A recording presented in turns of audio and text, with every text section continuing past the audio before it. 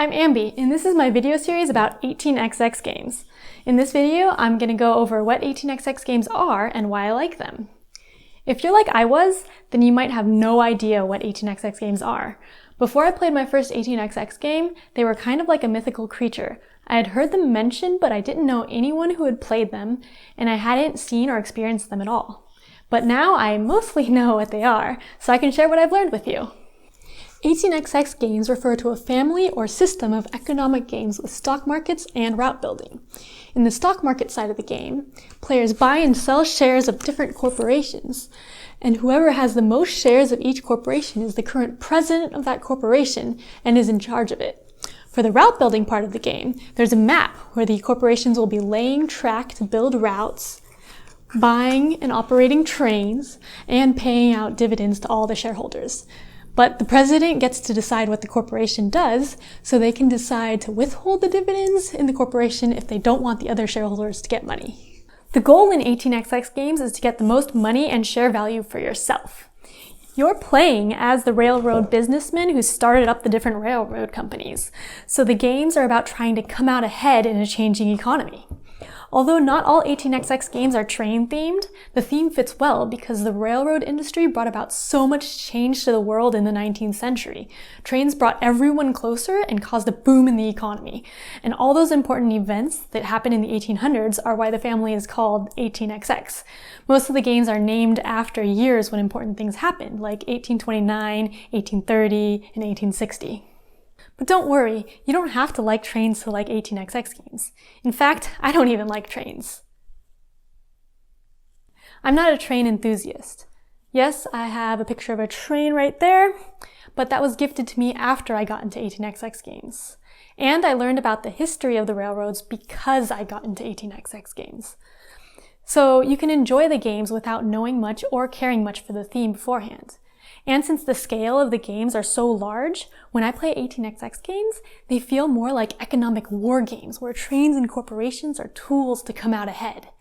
But if you do like trains and the history of railroads, then you can also like these games, and the history might be even more interesting to you. What you might not realize if you haven't played any of these games is that the 18xx family is a system with very different games. Just small changes in the rules can make a game feel completely different. There are some games that are more focused on route building and trying to make a really good corporation. There are others that are more focused on the stock market, and the routes you build don't matter as much.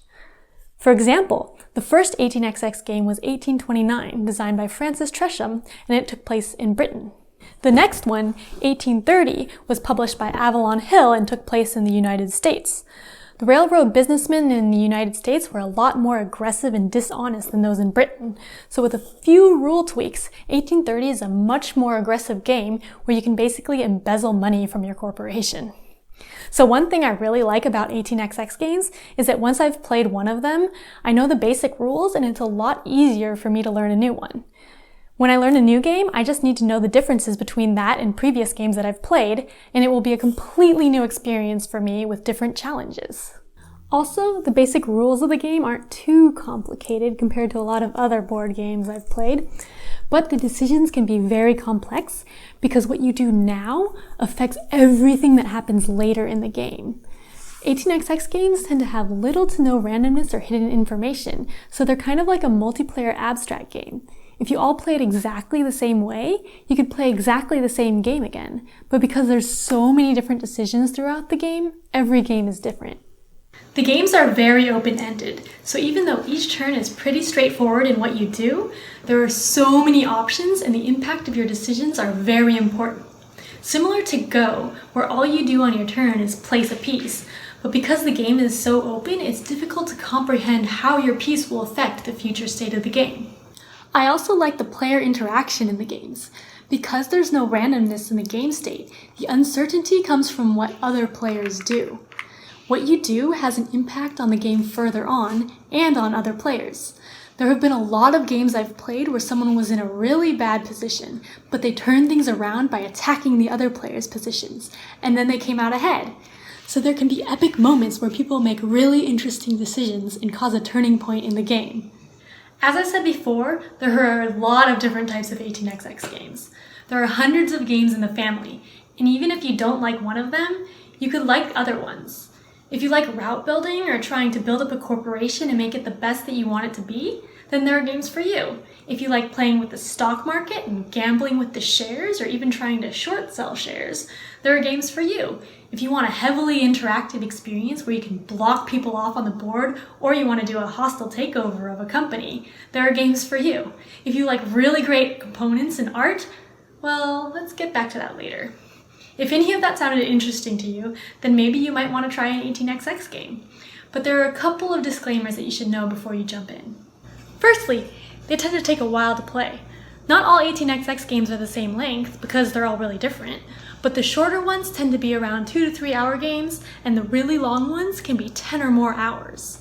But the length is group dependent. If players take a long time analyzing every move, it will take a lot longer. Secondly, because of the shared incentive in the games, most 18xx games are a minimum of 3 players, so that combined with the game length might make it difficult for you to find a group to play. Thirdly, not many people play them currently, so because of that, they're not very widely distributed or produced, and they're kind of hard to find. So if you want to get into playing them, it may take some effort for you to find your first game. And back to components and art. Because they're not professionally produced, the components and art won't be what you're used to from other board games.